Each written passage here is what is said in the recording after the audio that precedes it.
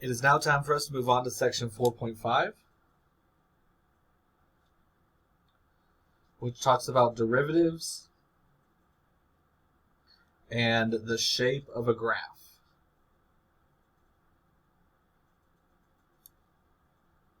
So what I'm starting to do here is to learn how to use everything we have learned so far and use it to draw the graphs of a bunch of stuff. Okay, so that's what I'm starting here. Sections 4.5 and 4.6 are a lot of that, being able to draw the graphs. Okay, so first thing I want to know is, how do I know when my graph is going up and how do I know when my graph is going down, right? So what we learned our last class in section 4.4 is that if the derivative is positive, my graph is going up, right? And if it's not, then my graph is going down.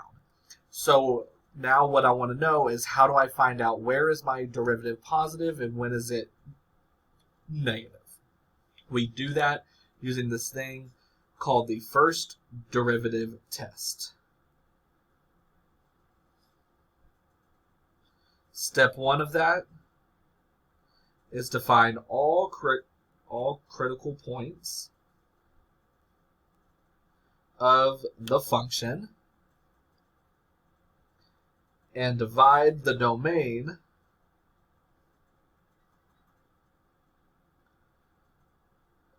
into smaller parts using the critical points.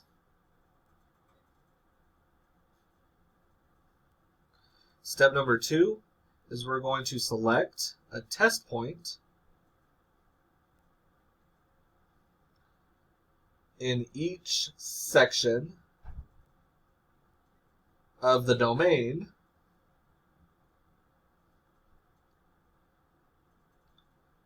to see if it's increasing or decreasing. And I do that by plugging it into the derivative. And then step number 3, we can use this to determine if the critical points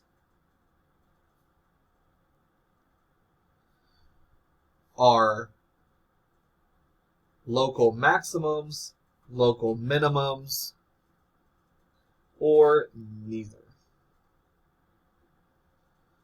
So the steps kind of sound a little bit weird, but let me show you an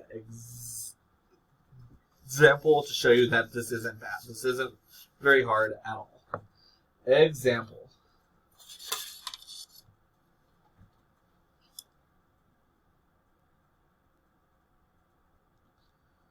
Let's let f of x be equal to the function x cubed minus 3x squared minus 9x minus 1. State where f of x is increasing and decreasing, and then state the local extremum. So the first thing that I need to do is find all the critical points. Okay, so remember, we do that by taking the derivative and setting it equal to 0. So f prime of x is equal to, bring the 3 down, that makes it 3x squared. Bring down the 2, makes it minus 6x, and then minus 9. Set that equal to 0, and solve that for x. So what I can see right here is all of those have a factor of a 3, so I can divide everything by 3. X squared minus 2x minus 3. I need the factors of negative 3, whose sum is equal to negative 2. That's negative 3 and positive 1, so x minus 3, x plus 1. Set both of those equal to 0. And you get x equals 3 and x is equal to negative 1. Now, since I'm actually working on trying to draw the graphs, whenever I ask for a critical point, now I actually want what the point is, okay? So I want the full xy point. So I know the x's, so now I can get the y's by plugging them in. Okay, so for x equals to 3, we have y equals 3 to the third minus 3 times 3 squared minus 9 times 3 minus 1. 3 to the third is 27. 3 squared is 9 times 3 is 27 again. 9 times 3 is 27 again. Minus 1. 27 minus 27 minus 27 minus 1 is negative 28. So this first point is 3, negative 28. Now do the same thing for negative 1. Y equals negative 1 cubed minus 3 times negative 1 squared minus 9 times negative 1 minus 1. Negative 1 to the third is negative 1. Negative 1 squared is 1 times 3 is 3.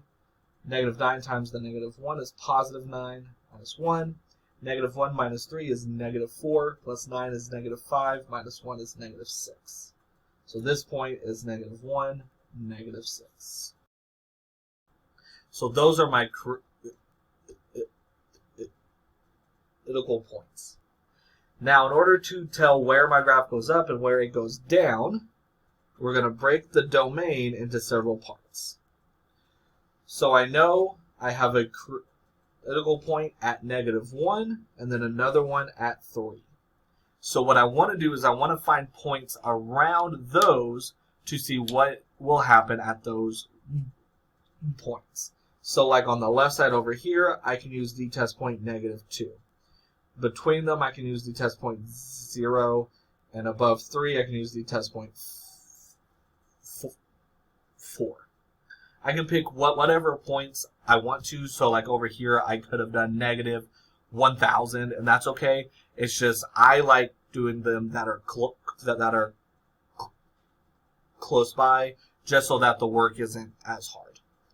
So what I want to know is my graph going up or down in this part right here, right? So I can tell that from the slope, and I know the slope is the derivative. So I want to plug each of these into the derivative and see what's happening, okay? So let's first do f prime of negative 2. I can plug it either into here or we factored it out. Remember, we factored out a 3. So this is the factored form right here. I could plug it in there. Doesn't matter. I'll do it here. 3 times negative 2 minus 3 times negative 2 plus 1. Negative 2 minus 3 is negative 5. Negative 2 plus 1 is negative 1. Negative 5 times negative 1 is positive 5 times 3 is positive 15. So since this is positive, I know it's increasing up until the negative 1. Do the same thing for my next one. F prime of 0 is 3 times 0 minus 3 times 0 plus 1. 0 minus 3 is negative 3. 0 plus 1 is 1. Negative 3 times 1 is negative 3 times 3 is negative 9. So since this is negative, it's decreasing right here. Then do the same thing for 4.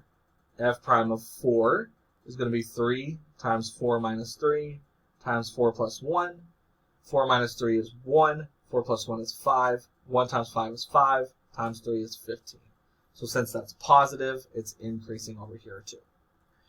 So where I am increasing is from negative infinity up until I get to negative 1. Close that. But it's also going to happen from 3 to infinity. Again, it's happening everywhere between here up until there.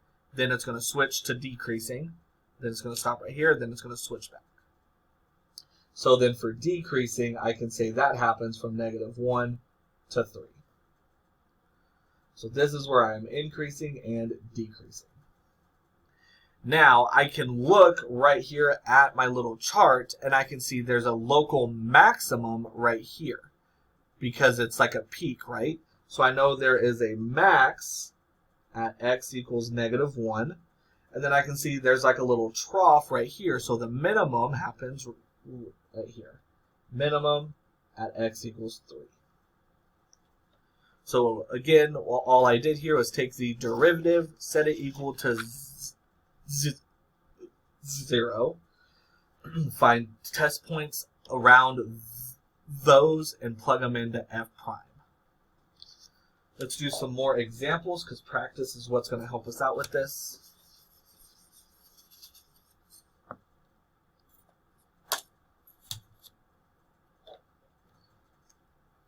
We're going to do the same thing.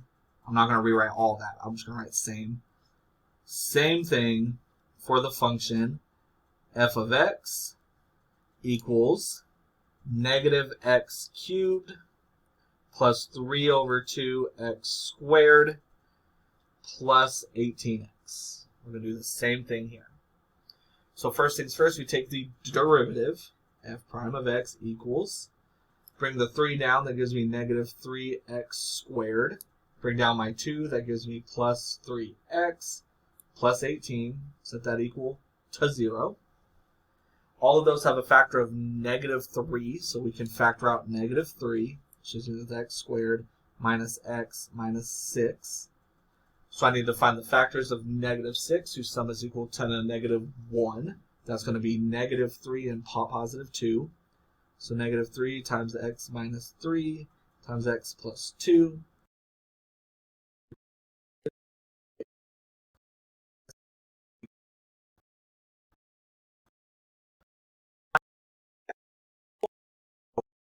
Into what the original was. That's going to tell me my point, right?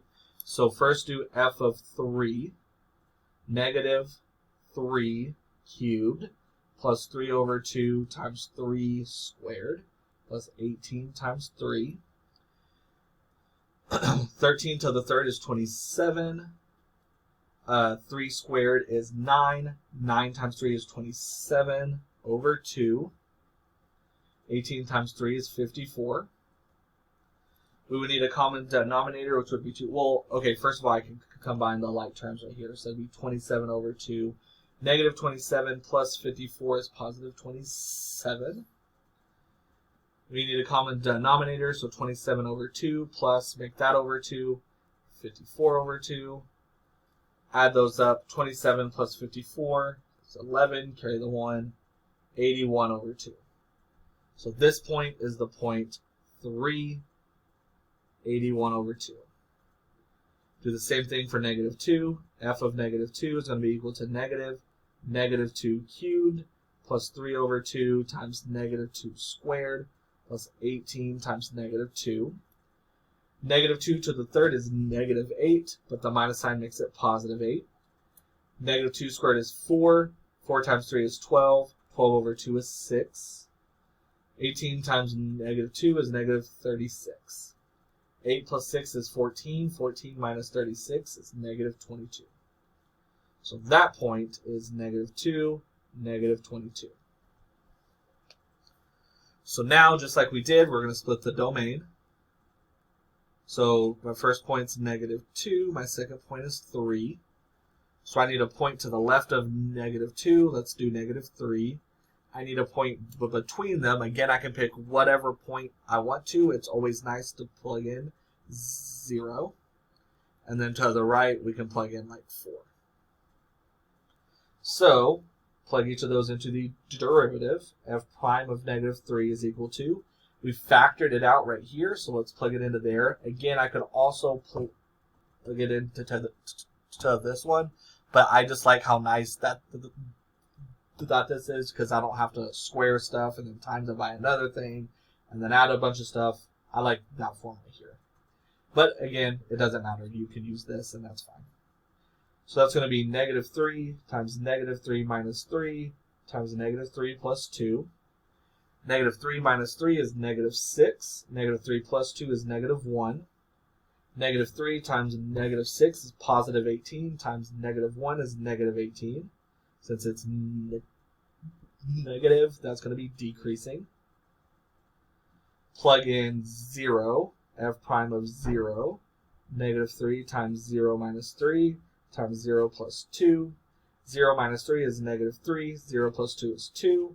Negative 3 times negative 3 is positive 9 times 2 is positive 18.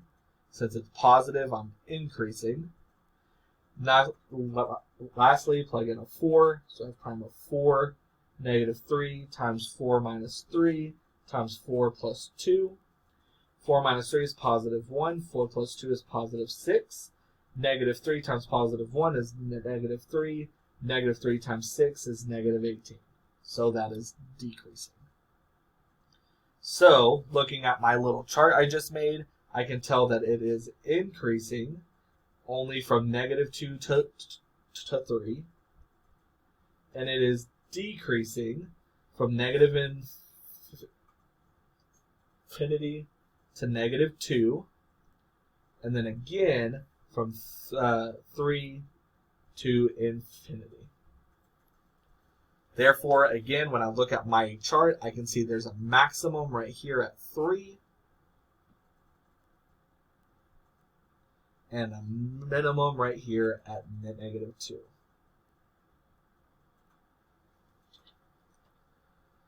So again, this looks like we wrote down a lot of stuff, which we did, but all we did was take the derivative, set it equal to 0, find test points, and plug those into f prime so that I can tell where does it go up and where do I go down.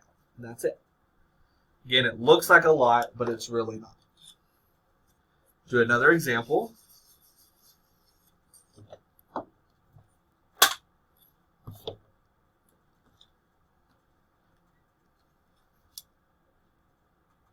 We're going to do the same thing again for the function f of x equals 5x to the 1/3 minus x to the 5/3. So again, same thing. We're going to start by finding f prime of x. Bring my 1/3 down front. That makes it 5 over 3x to the power of. If I decrease that by 1, that's negative 2/3. Do the same thing over here. Bring that down to the front. That's negative 5/3 minus 1 is 2/3. And that is f prime of x. So now we just have to set that equal to 0 and solve that. So what I can do is add 5/3 x to the 2/3 to both sides. So 5x to the negative 2/3 equals 5. I forgot the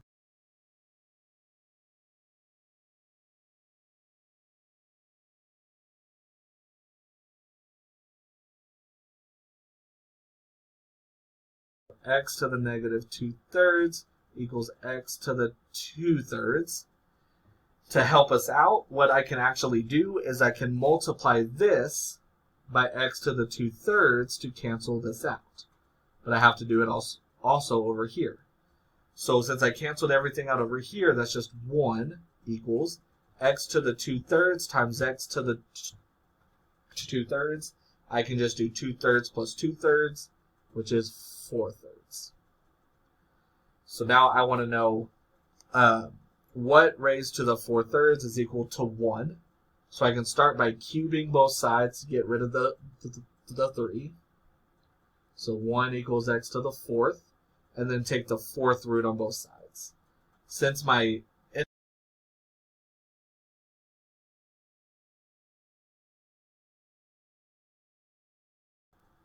However, remember we also have to find where it is undefined. Since this is x to the negative 2/3, right, I have to also worry about that one. Okay, so x to the negative 2/3 means it's in the denominator. And the denominator cannot be equal to 0. So x to the 2/3 can't be 0. Raise both sides to the thirds to get rid of the 3. X squared can't be 0. Take the square root. And we get x cannot be equal to 0. So when I break my domain into my pieces, I have negative 1, I have 0, and I have a 1. So I'm going to have 3 of them. Because remember, as we have learned, critical points are where my derivative is 0, which is what we did over here, or where it is undefined, which is what we did here. So now I need a test point out here, which is -2, but that's fine. I need a test point between 0 and -1, so we can use -1/2. I need a test point between 0 and 1. I can use +1/2, and then a test point above 1, so I can just say 2. So plug each of these into f prime. F prime of -2 equals 5/3 times -2 to the power of -2/3 minus 5/3 times -2 to the power of 2/3. That is a whole mess. Let's plug that into a calculator.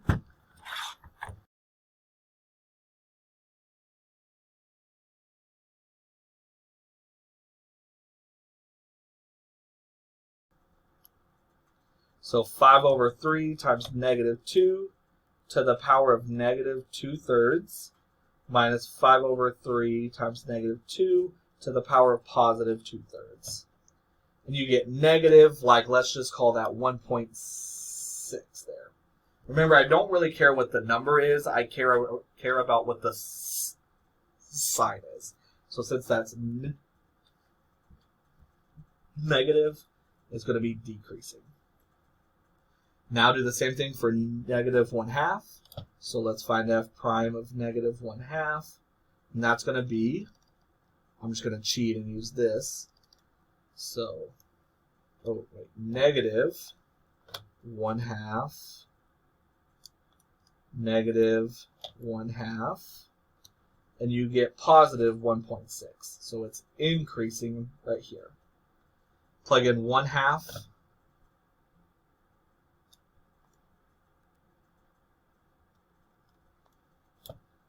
You get 1.6.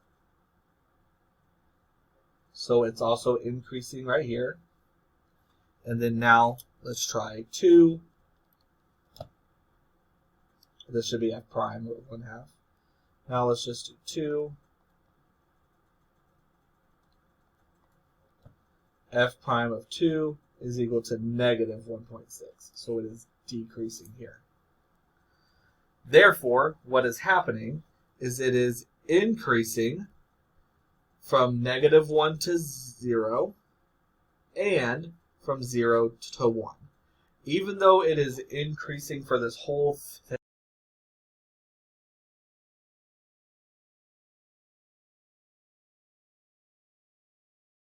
include that because nothing is happening there. So I'm not going to include that.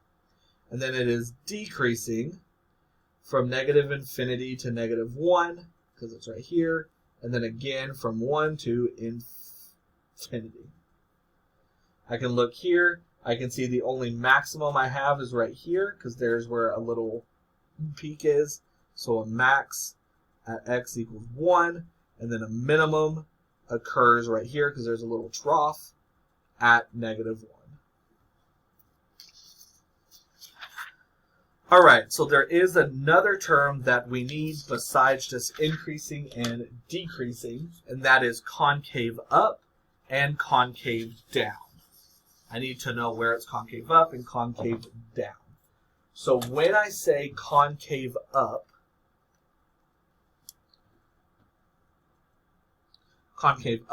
what this means is the shape of the graph is going to look something like this. The graph is going to be pointing up. Okay. When I say concave down, that means my graph is going to be pointing downwards. Okay. So concave up, it's looking like this. Concave down, it's looking like that. Now, how I can tell that from the equation is that the concavity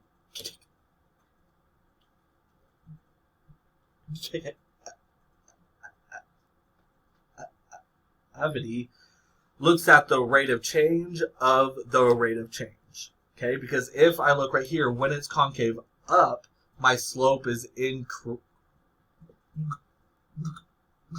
right?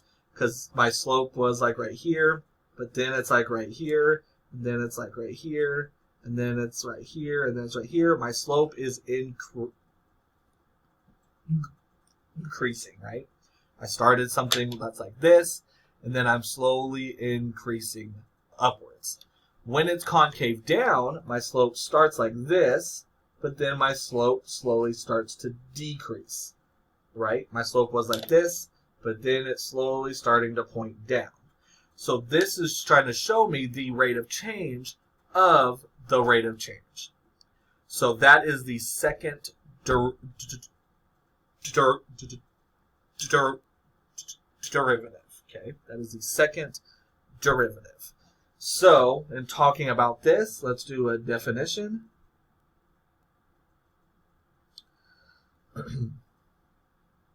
If f is continuous at a point A,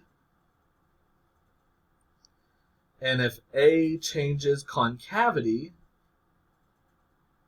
meaning it's switching from concave up to concave down, or switching concavity at A,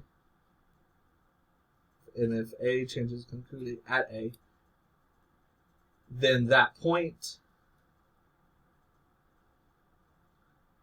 is called an inflection point. So an inflection point is where I'm switching concavity. So if I switch from concave up to concave down, which would look like this, switching to concave down, right? I was concave up, now I'm concave down. Or if I was concave down, but then I switched to concave up, the point where that happens is called the inflection point. So how I find those is I set the second derivative equal to 0. So if I want to know where I'm concave up or concave down, I do the same thing I did, like right here, except instead of using f prime, I'm going to use f2 prime. Okay? So let's look at an example of that. Again, we're doing the same exact thing, except instead of using f prime, we're going to be using f2 prime. So example.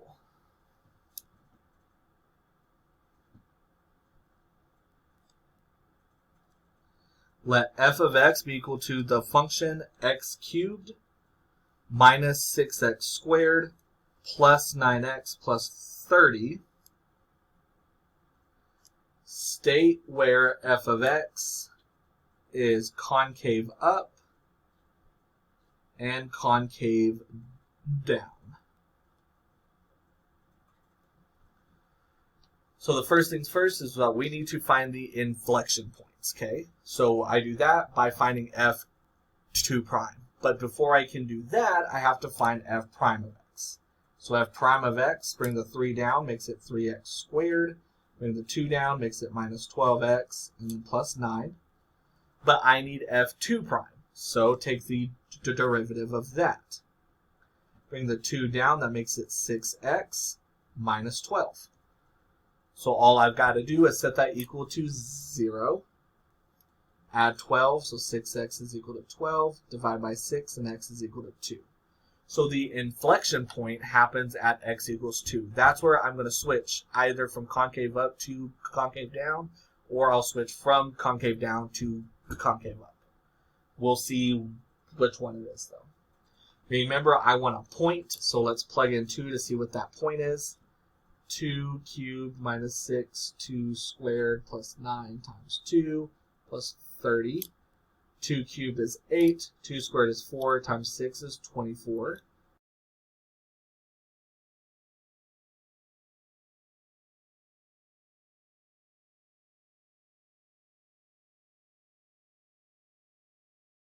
To 32. So now, just like we did before, we're going to split up the domain using the inflection point. The inflection point is 2.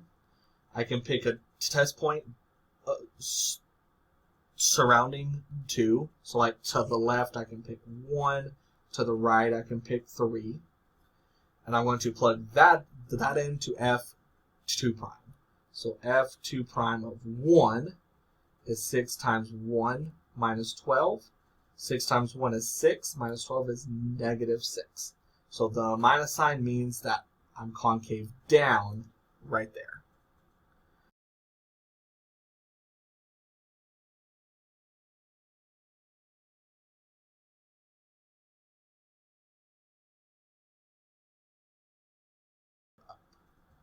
So concave down is from negative infinity to 2, and concave up is from 2 and everything else. So at x equals 2, I'm switching from concave down to concave up. Just like that. That's what this means. So one more time, this is the same thing I have done, except now I'm using f2 prime of x, not just f prime of x. Let's do one more example.